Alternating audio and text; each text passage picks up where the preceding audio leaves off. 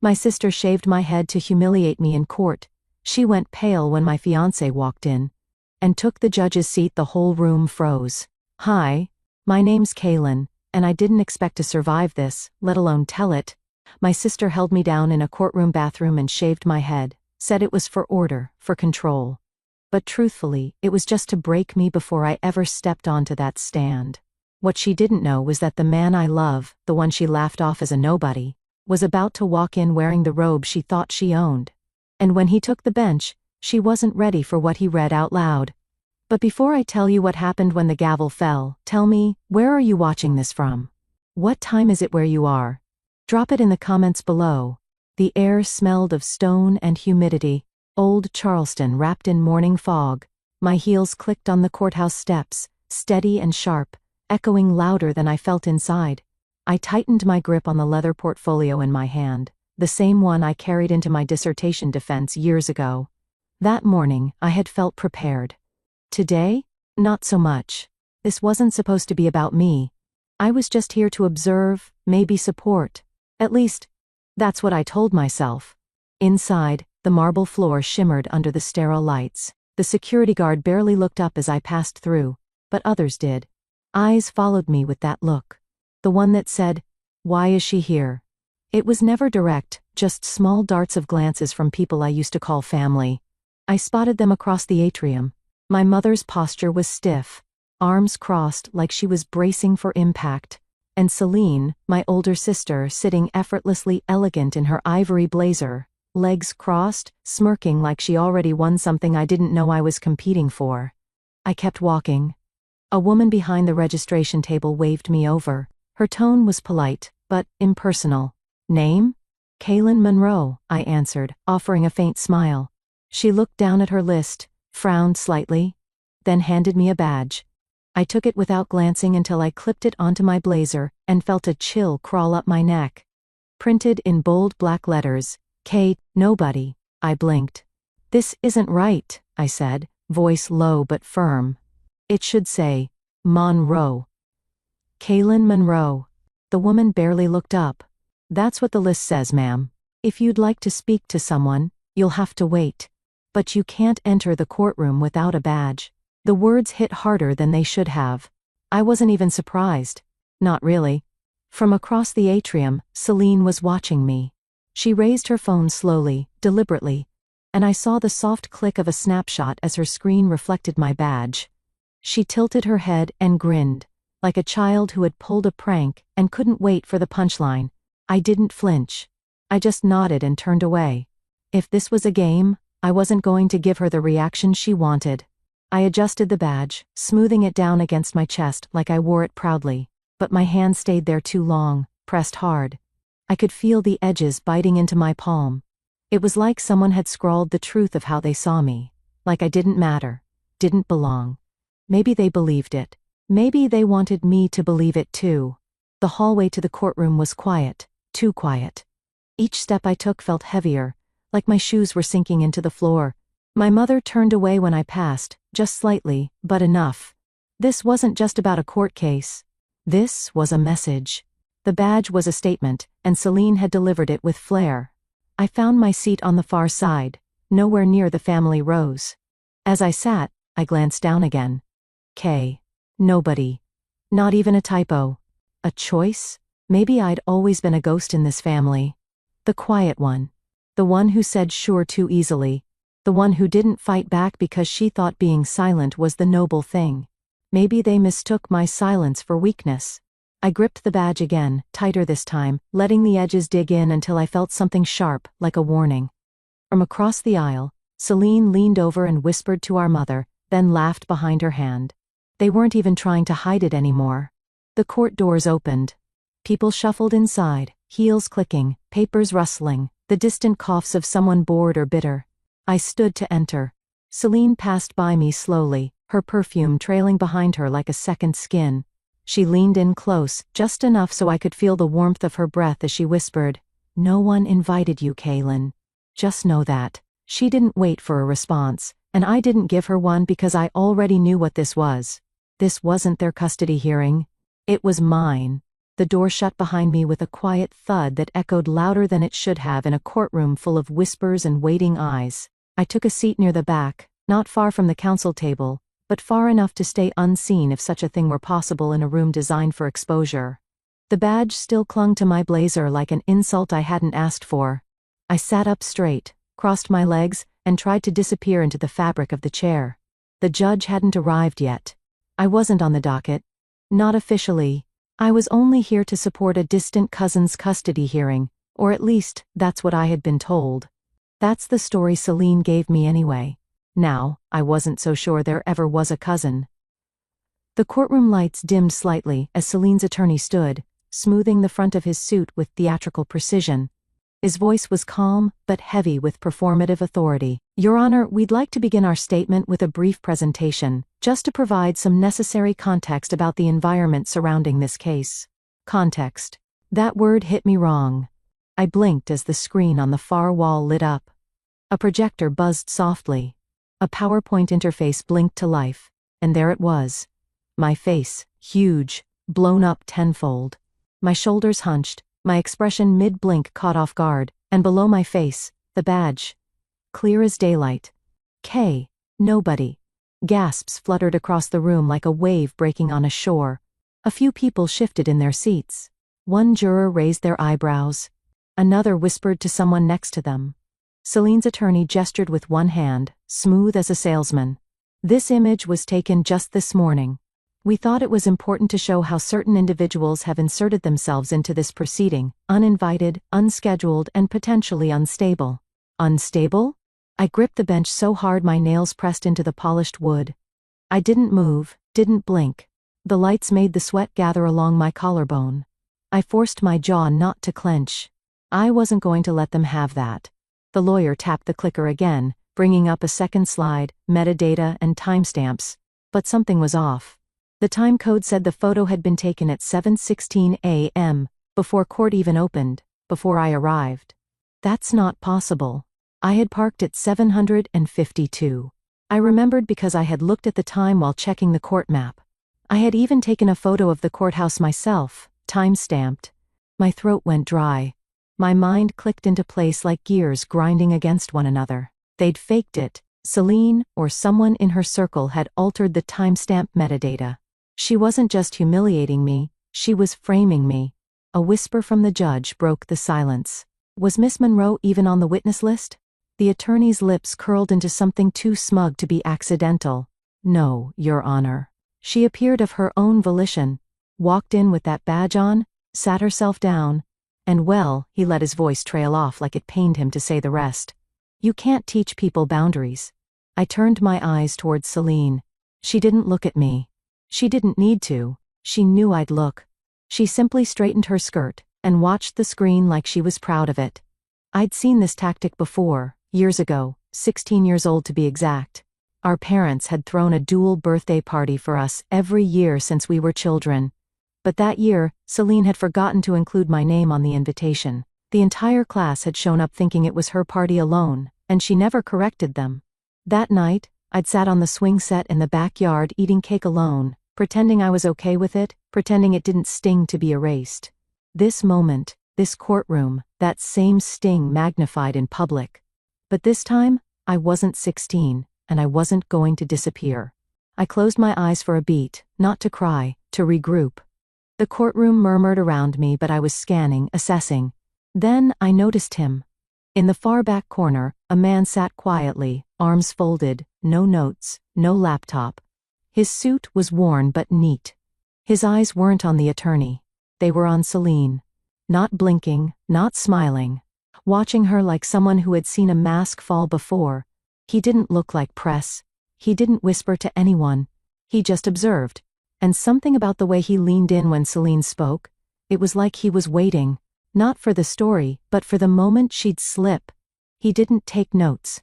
He just watched Celine, like he already knew what she was. Before I could piece together who the man in the back was, a soft rustling broke the tension. A clerk moved toward the judge with a sealed envelope.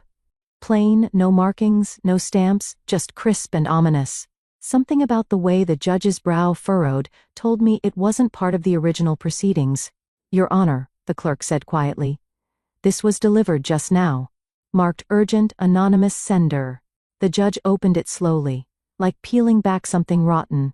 Silence swept through the courtroom again. His eyes scanned the contents, then paused longer than he should have.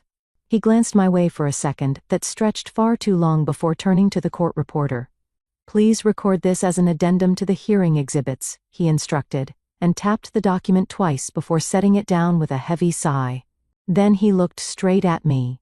Miss Monroe, he said, voice measured, but not unkind. Are you aware that there's a psychological evaluation bearing your name from the Charleston Mental Health Institute dated November 2012? My pulse faltered. The words caught in my throat. That place. That year. I hadn't spoken of it in over a decade. I barely let myself think about it. It wasn't therapy. It wasn't healing. It was silence dressed up in sterile paperwork. The attorney stood again, lips curved into something too controlled to be sincere. Your Honor, we present this only to provide full context around Miss Monroe's mental stability. The document was unearthed by a concerned party. We believe it speaks volumes. The page turned on the projector. Clinical, stark.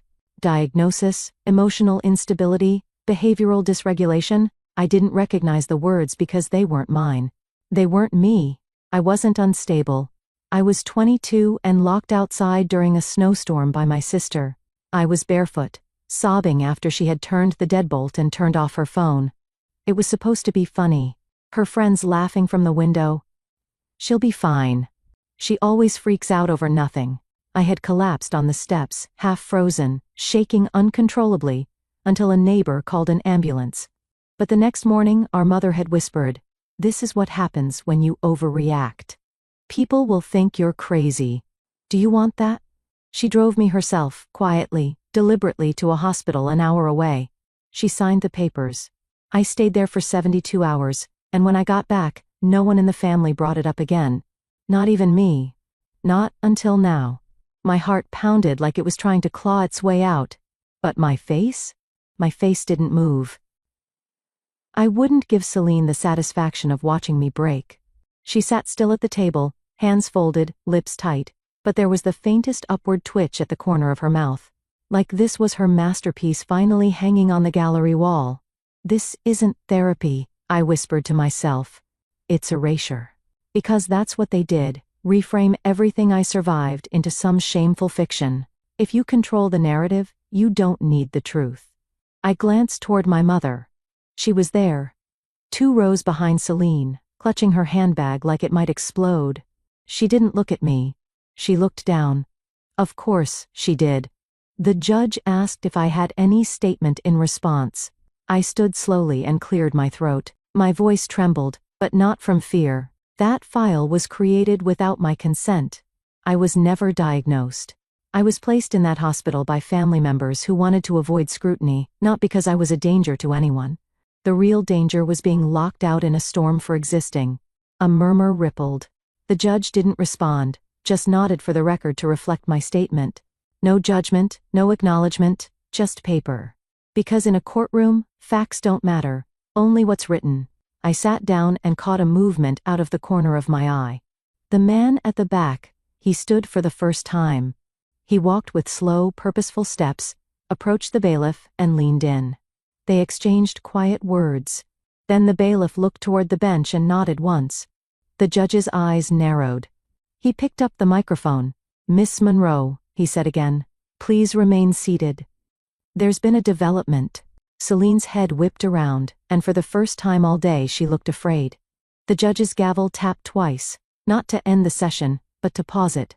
A ripple of tension moved through the room like heat off pavement.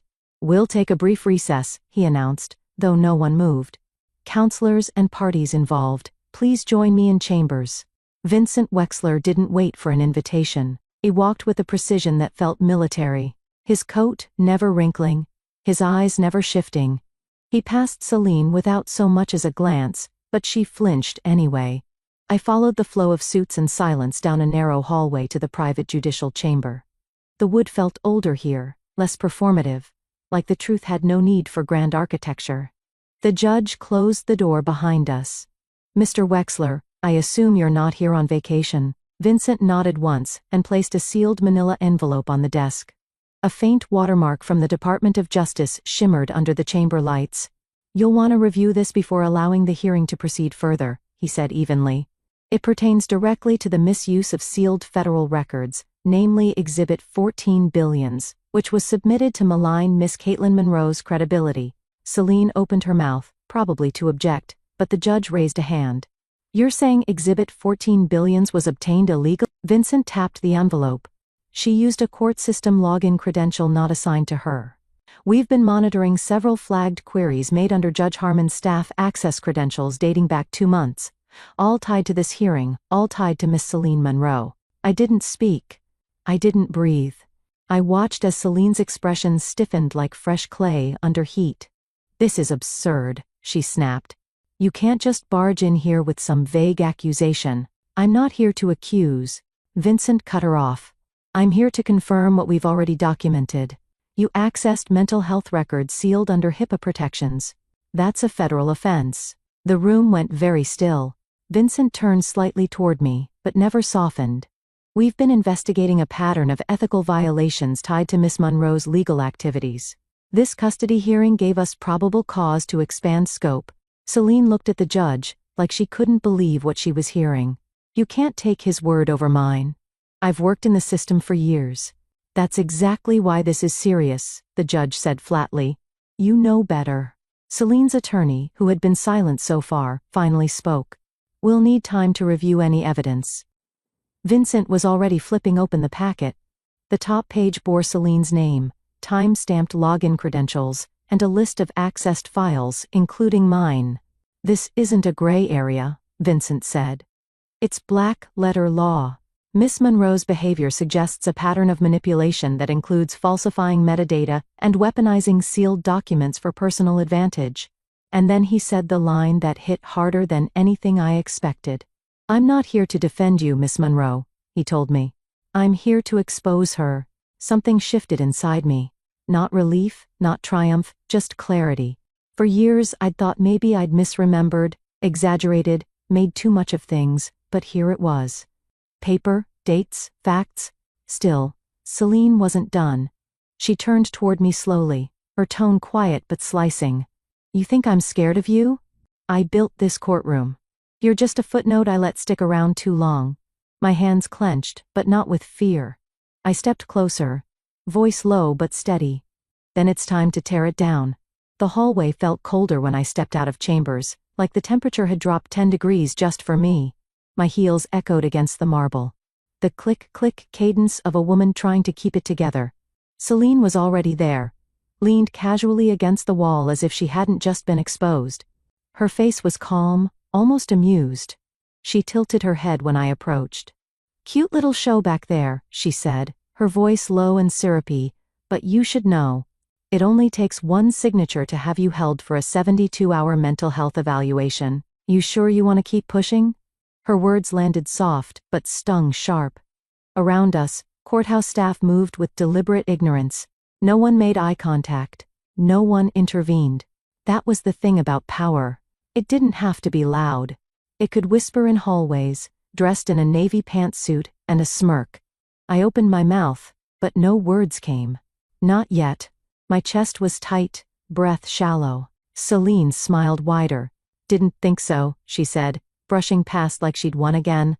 I didn't know where my feet were taking me until I found myself on the stone steps outside. The sun was out now, harsh and too bright, like it hadn't gotten the memo that everything inside me had gone dim. I sat down on a bench under a bare tree, just enough shade to hide in, not enough to comfort. A few pigeons scuffled around the edge of the sidewalk. I didn't look at them. I just stared at my hands, still shaking. A memory surfaced, uninvited. I was 22. There'd been a snowstorm, unexpected and brutal. I was locked out of our shared apartment because Celine forgot I was supposed to be home that weekend. I pounded on the door for 30 minutes before a neighbor let me in. That night, I had my first full-blown panic attack. Our mother told me I was being dramatic. A week later, I was in therapy. Not to get better, to be quiet. "Celine doesn't lie," my mother had said. "She just remembers things better than you." I pulled out my phone, thumb hovering over Langston's contact. I typed, "Maybe it's not worth it." Then I stared at the blinking cursor for too long. "You okay, ma'am?" I looked up. A young woman stood a few feet away, holding out a water bottle. Her courthouse badge read, Naira. Her brown eyes were cautious, kind. "I saw what happened," she said. "That woman, your sister, she treats people like tissue paper. Uses them, tosses them." I accepted the bottle. "You work for her?" "Interned, not anymore." A pause. Then she added, "You didn't let her win yet, so don't." The words hit harder than they should have. I'd said something like that once, years ago, to a freshman at college whose roommate trashed her art project out of jealousy. I didn't even remember the girl's name, but I remembered her tears, and how she smiled when I told her not to give away her victory just because someone louder said she'd lost. I stood up. My body still felt unsteady, but something inside me had locked back into place. Naira watched me. "Whatever you're about to do, make it hurt," she said. Her tone half joking, half hopeful. I nodded. "It won't just hurt. It'll echo." I walked to the far end of the courtyard and dialed Langston. He picked up on the first ring. "Talk to me." "I'm ready to file the motion," I said. "Use the full clause. Whistleblower status. No redactions." There was a pause. Then the familiar grit of his voice returned. "It's about time, Monroe," he said, and the phone went silent. By the time I stepped back into the courtroom, the air had shifted. The chatter was gone. The judge's assistant stood by the double doors, instructing reporters and visitors to leave. Closed session. Only legal counsel, essential staff, and involved parties would remain. Langston gave me a subtle nod as I took my seat. His calm steadied me until the opposing attorney stood up and requested permission to call an expert witness in defense of character context. That phrase alone sent warning bells through my chest. The judge adjusted his glasses. "Proceed." The doors opened again. A tall, lean man with a goatee and cold, polished demeanor walked in. "Dr. Adrian Wolfe," the clerk announced. My stomach turned. The name wasn't unfamiliar. Years ago, during the fallout of my second year at Harvard, he'd been mentioned once, briefly, by my department head, but I had never been his patient, never even spoken to him. Dr. Wolfe took the stand with a practiced ease. "I'm a clinical psychiatrist with 22 years of experience," he began. "During the Harvard International Fellowship cycle, I was consulted regarding a fellow named Kaylin Monroe. Concerns of erratic behavior, emotional dysregulation, and institutional defiance." A ripple of murmurs. I froze. I couldn't breathe. I heard someone, Langston maybe, say, "Objection." But it was drowned out in the sudden noise. The judge rapped his gavel once. "Let him finish. Then you may rebut." Celine sat in the front row, hands folded neatly in her lap, gaze locked on me like she was watching a performance she'd already seen the ending to. Dr. Wolfe continued, "Though no inpatient treatment was formally mandated, I advised temporary leave from duties. It's my professional opinion that Miss Monroe's profile reflected patterns of paranoia and displacement." My pulse pounded in my ears. I wanted to stand, to scream, but I did neither. I waited. I needed to wait. Langston slid a manila envelope across the table. Inside, a scanned letter bearing the signature of Professor Lila Marks, the fellowship director. I unfolded the sheet with shaky fingers. It read, "To whom it may concern, Kaylin Monroe remained in active standing during all fellowship duties. She was never placed under evaluation, nor did she meet with any psychiatric staff. Any statement to the contrary is inaccurate and not reflected in institutional records." The judge asked if I had anything to submit. I stood.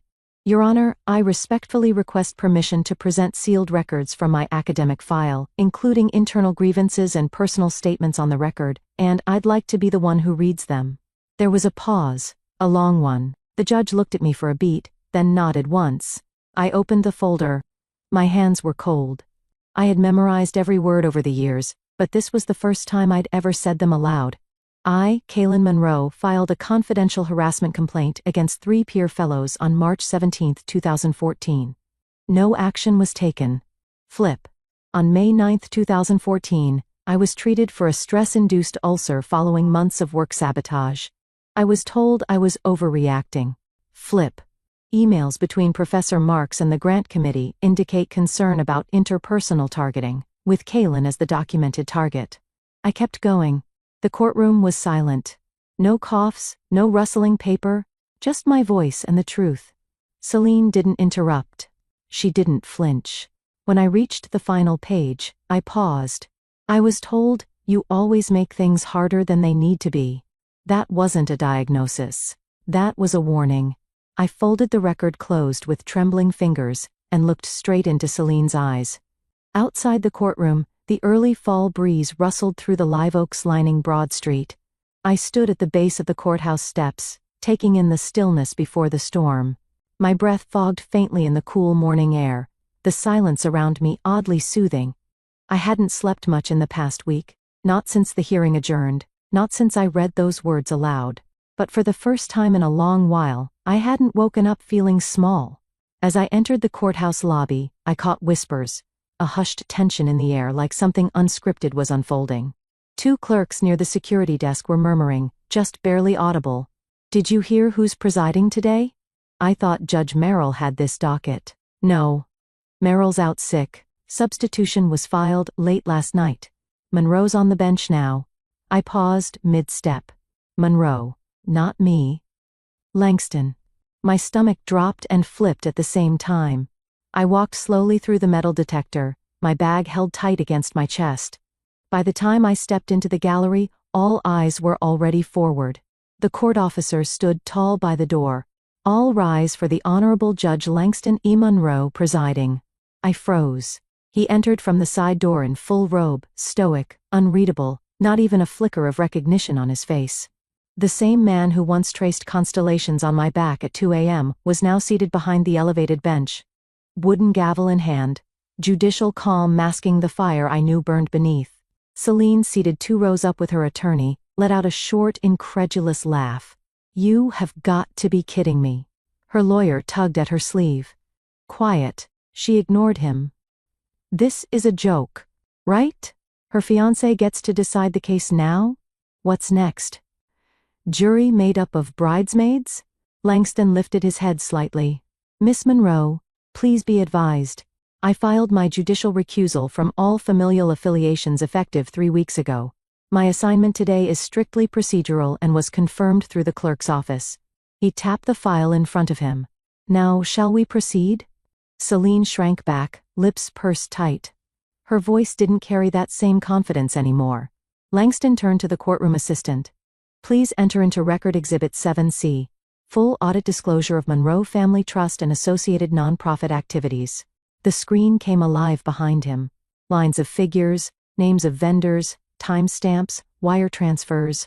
I'd seen the paperwork, yes, but hearing it read aloud by someone with the power to act on it made my skin tingle. Langston's voice was even, but every word was a scalpel. According to this report, $480,000 was funneled from the Monroe Women's Education Fund through shell vendors. Shellhart Consulting, Redtree Digital, and Astor Foundation, all traced back to Miss Celine Monroe's personal accounts. Celine opened her mouth to speak, but no sound came. Her lawyer pressed a hand to his brow. Langston continued, tone firm. "These transfers occurred during fiscal years when the trust was inactive, meaning Kaylin Monroe's portion was frozen, but used as silent collateral in private debt clearance." I sat still. I didn't interrupt. I didn't smile. I didn't need to. This was not vengeance. This was verification. Langston looked down at the bench, then back to the parties. "The court finds substantial cause to pursue a civil breach inquiry under Fiduciary Violation Code 38.4b. Effective immediately, this matter is referred to the Department of Justice for investigation." Celine flinched. I watched her eyes dart left, then right, searching for an exit that wasn't there. Langston didn't look at me once, not even after the ruling. He stood, nodded toward the clerk, and exited the bench as cleanly as he had entered. Only then did I stand too, but not to follow him. I turned toward the back of the courtroom and caught my reflection in the tall glass panel near the door. Same dark suit, same posture, but something was different. My face didn't look small anymore.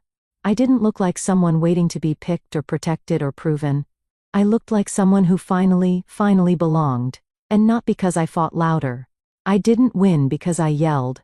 I won because I waited, I proved, and I refused to disappear. The courtroom was beginning to empty. Shoes clicked against the old marble floors, papers shuffled into briefcases, and distant chatter hummed like an engine winding down. I had just reached the tall oak doors, fingers grazing the cold brass handle, when I heard it. "Your Honor, we request an emergency injunction." The words sliced through the room like glass on stone. I turned. Celine's attorney was on his feet, waving a legal motion in the air like a flag of desperation.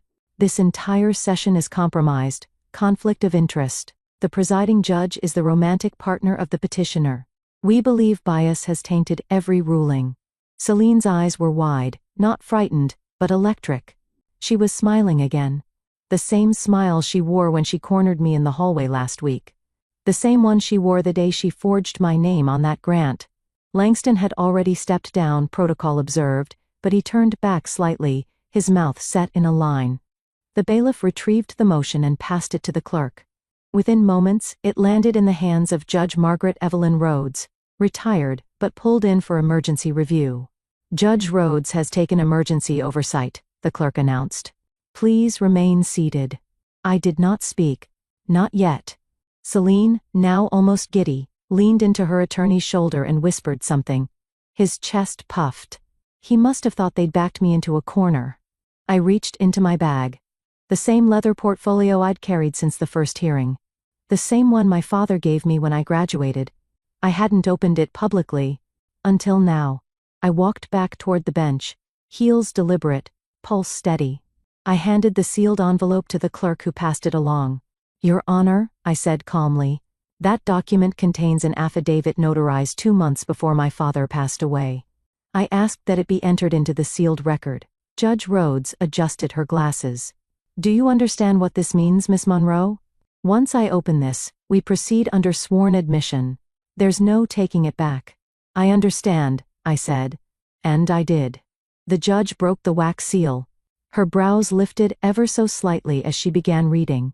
She paused once, then twice, and then read aloud. "I, Franklin J. Monroe, being of sound mind and clear intent, do hereby declare that the initial concept, funding, and operational proposal for the Monroe Women's Education Fund were the sole creation of Kalina Monroe. I insisted her sister Celine be presented as the face of the foundation, only to protect the family's image and to secure traditional donor confidence. I deeply regret this decision." The courtroom didn't erupt. It imploded silently. The words continued. "Signed, dated, witnessed, notarized. I took from Kaylin what she built. I let Celine pretend. I told myself it was for the greater good. But I know now it was cowardice." Celine shot up. "This is fake." He would have never. Judge Rhodes held up a palm. "Sit down, Miss Monroe." Celine's mouth opened, then closed. Her voice for the first time had nowhere to go. Judge Rhodes continued. "The motion to suspend proceedings on the basis of conflict is denied. The document provided is valid. Furthermore, based on this affidavit and accompanying financial disclosures, this court rules that Miss Celine Monroe shall be removed from all founding and operational documents of the Monroe Women's Education Fund effective immediately." She looked up. Voice firm. "You may have had the spotlight, Miss Celine, but the light was never yours." Celine sat slowly. Her attorney pressed his fingers to his temple, already sensing the appeals process forming like storm clouds. The clerk walked toward me with a fresh copy of the revised Articles of Incorporation. My name, alone, now sat at the top. Founder. I took the paper with steady hands and said nothing. There was nothing to say that the truth hadn't already spoken louder. The sun was beginning to dip outside the courtroom windows, casting long amber light across the benches. It touched Celine's face. But for once, she wasn't basking in it. She looked smaller now, not ruined, but exposed. And me? I didn't feel like a winner. I felt like a woman who'd been walking with stones in her pockets for years, and finally set them down. Truth, it turns out, isn't a firework. It's a weight. One that settles so deeply no one can lift it for you.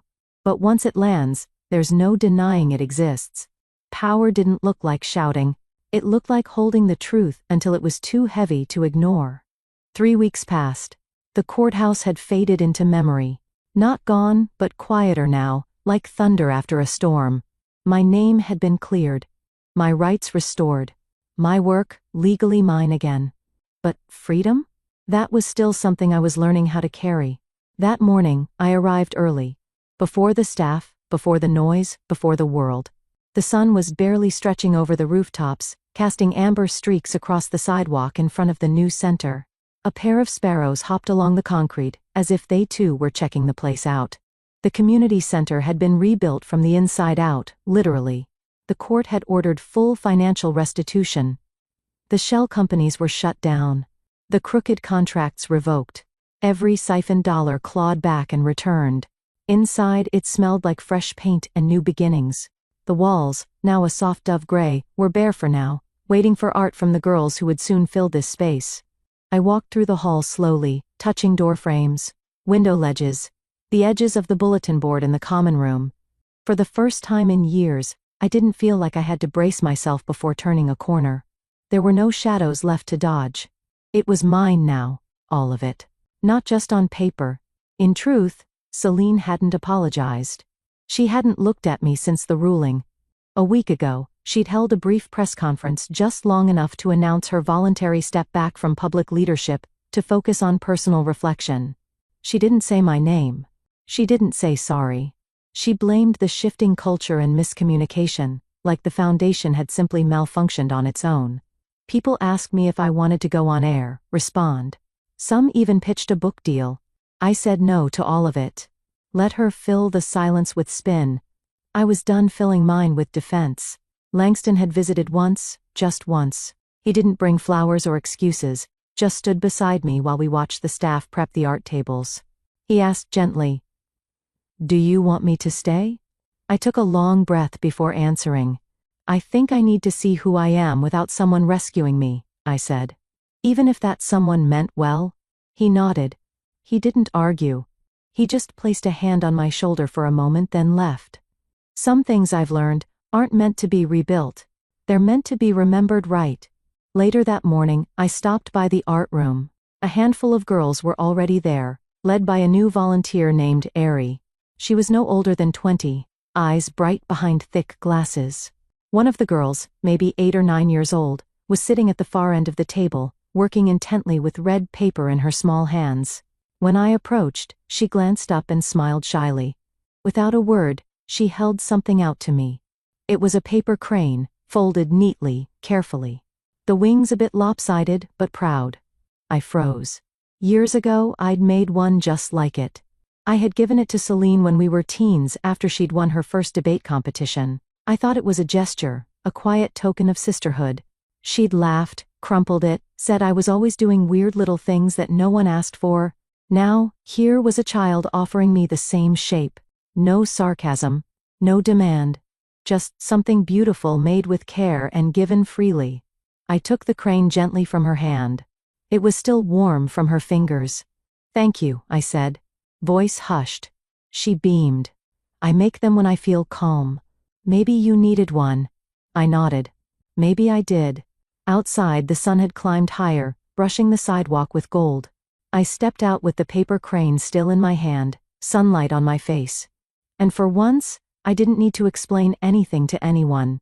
Not to Celine, not to Langston, not to the media or the past or the pages of sealed affidavits, because sometimes healing doesn't roar. Sometimes it folds itself into a small red crane and says, "You're allowed to begin again." The crane was still warm from the girl's hand. I tucked it close and walked into the sun.